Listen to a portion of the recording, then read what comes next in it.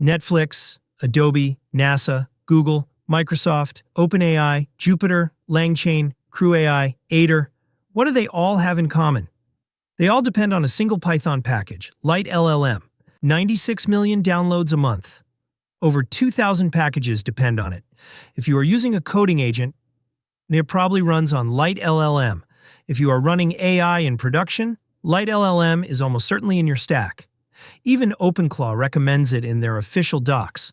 On March 24th, attackers backdoored LiteLLM on PyPI. 47,000 installs in 46 minutes. The payload was a 3-stage credential harvester: AWS keys, database passwords, Kubernetes tokens, SSH keys, crypto wallets. All exfiltrated silently. And here is what makes this attack different. They used a .pth file, a Python path hook. The malware runs the moment Python starts. Not when you import LiteLLM, not when you call it. Every Python process on that machine is compromised. Your instinct is to scan for it, but your scanner probably runs on Python too. You cannot use a poisoned ecosystem to check if you have been poisoned. That is why Scira exists, a standalone Rust binary.